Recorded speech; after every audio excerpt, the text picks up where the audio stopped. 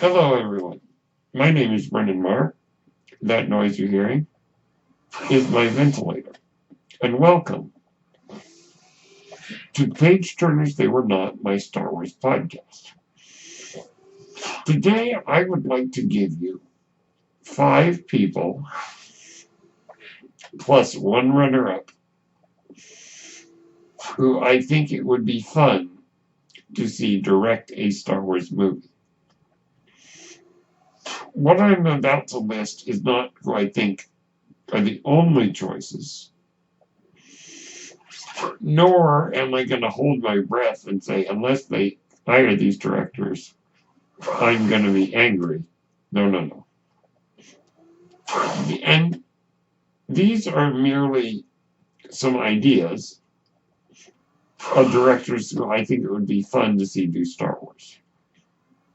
There are many directors they can hire, and I would be fine with any talented director Lucasfilm chooses to hire. But here are 5 directors plus one runner-up, just for kicks. Let's see what they can bring to the table in our speculation, which is going to be responsible speculation. So, let us begin with our runner-up. Christopher Nolan. Now, I was initially opposed to this idea, thinking he's too much of his own style to work with Star Wars. However, as I said, I would never say no to talent.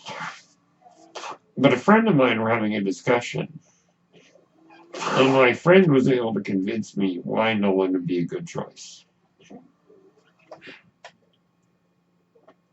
We have in the Star Wars universe some very trippy things. So the idea that my friend outlined was, imagine a young Jedi who is searching for knowledge and comes across a Sith holocron that begins messing with his mind and driving him to strange obsessions. That's definitely Nolan's wheelhouse. And further, you now have, in Star Wars Rebels, and therefore canon, the introduction of what is called the World Between Worlds, which is a very trippy place, powered, I suppose, by the Force, that is beyond time and space and in almost another plane of existence, where the boundaries of the universe almost do not exist. It's almost hard to describe, other than you should definitely check out the episode in Star Wars Rebels called The World Between Worlds. The World Between Worlds, where time and space have no meaning, plus the idea of a holocron driving someone to obsession and madness.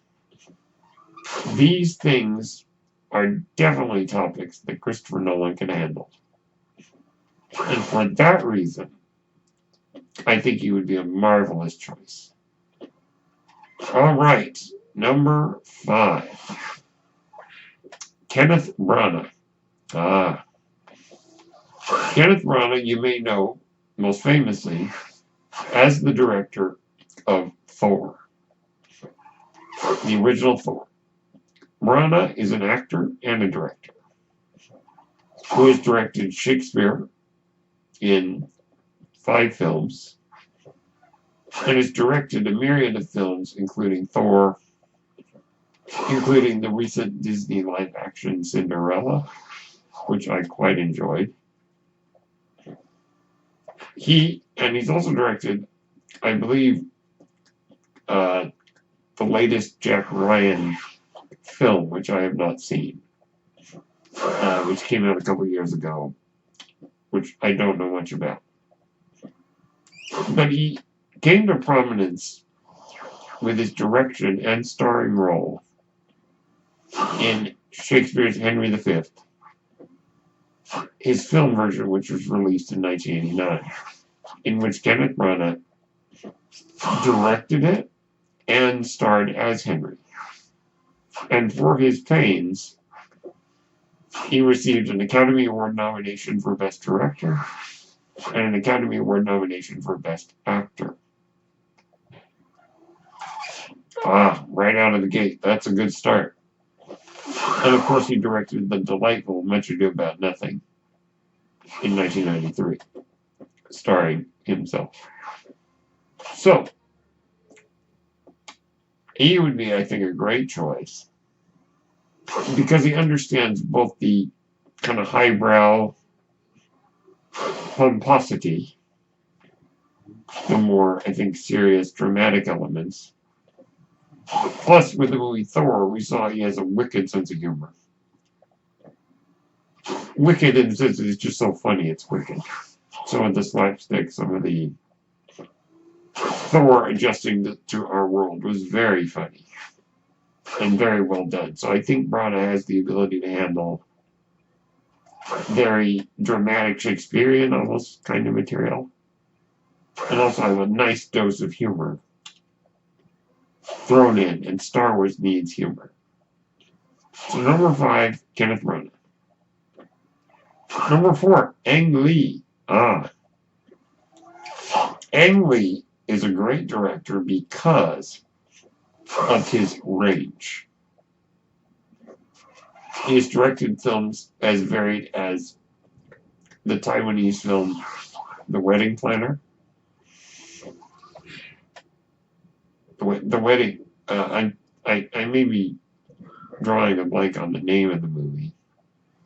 I'm sorry, The Wedding Party. The Wedding Planner is something different. The Wedding Party, he's directed, of course, Crouching Tiger, Hidden Dragon. He directed the Civil War epic Ride with the Devil. He directed the Jane Austen English drama Sense and Sensibility. He has directed Brokeback Mountain and Life of Pi, both of which he received the Oscar for Best Director. Now, he's got one bad film, and that's Hulk. But every director has one bad film. And he has Gemini Man coming out later this year. So I think Ang Lee, because of his range and his ability to tackle pretty much any subject, for that reason, I think he would be a marvelous choice. So number 4, Ang Lee. Number 3, Kathryn Bigelow. Kathryn Bigelow is the director of The Hurt Locker, Zero Dark 30, and Detroit, all of which were very well received. Now, she has a very kind of a darker tone. But as we saw with Rogue One, that would work in Star Wars. You can have a Star Wars movie that's more of a thriller with a darker tone, with more of a political edge to it. And a war film, too, and she can do those things. And, of course, she's the Oscar winner for Best Director for The Hurt Locker. So definitely has the pedigree. So I believe that she would be a good choice to handle a more of a political thriller or a war-based film in the same vein as Rogue One. And for that reason, Kathryn Bigelow is my number 3. Number 2, Joe Johnston. Now, he's not as well known by name. However, you may recognize his films. He directed Honey, I Shrunk the Kids.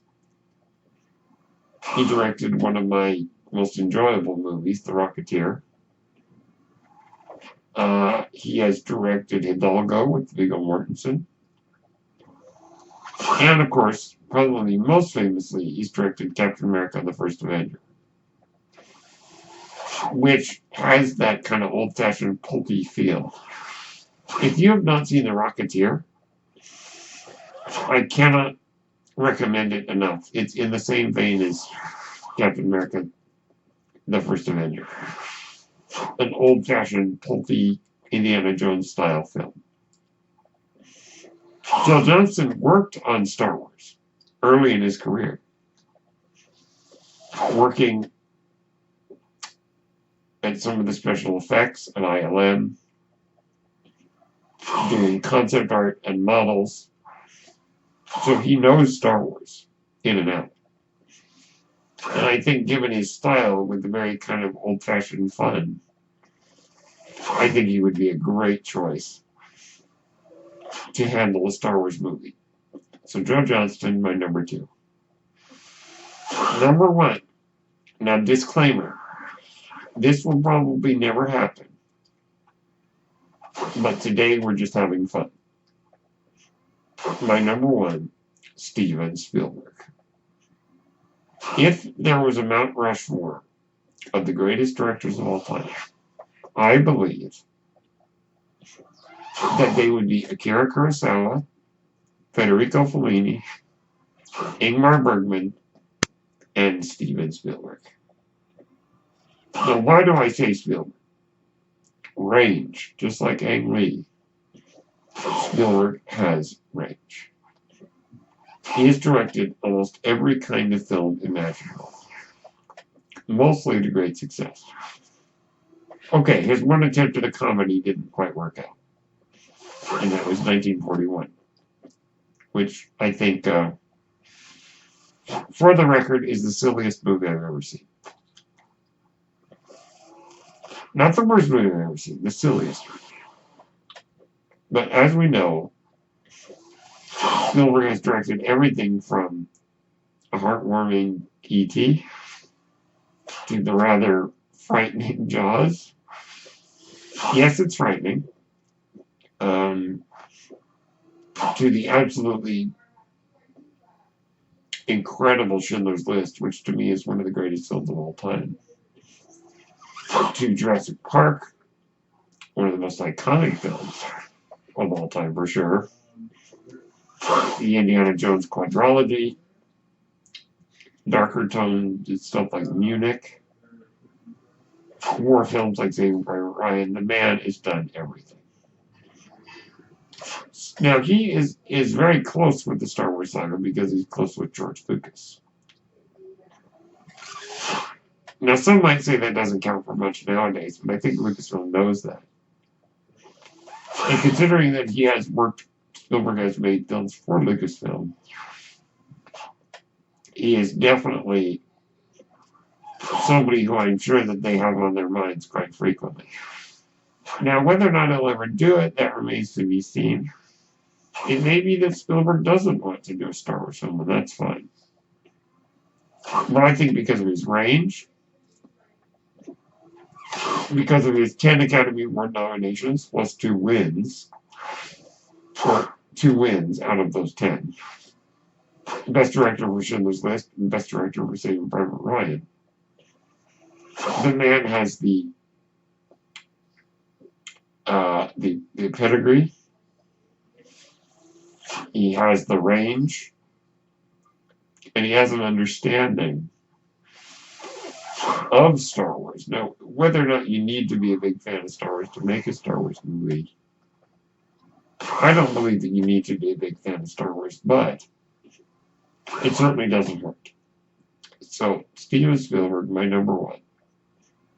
So again, my list is number 1, Steven Spielberg. Number 2, Joe Johnston. Number 3, Catherine Bigelow. Number 4, Ang Lee. Number 5, Kenneth Branagh. And runner-up, Christopher Nolan. There are so many directors. Whoever they hire, as long as they're talented, I'm willing to take it to go with. But those are my thoughts and some fun ideas about who could direct a Star Wars film. My name is Brendan Marr. That noise you're hearing is my ventilator, and thank you for tuning in to Page Turners They Were Not, my Star Wars podcast. May the Force be with you.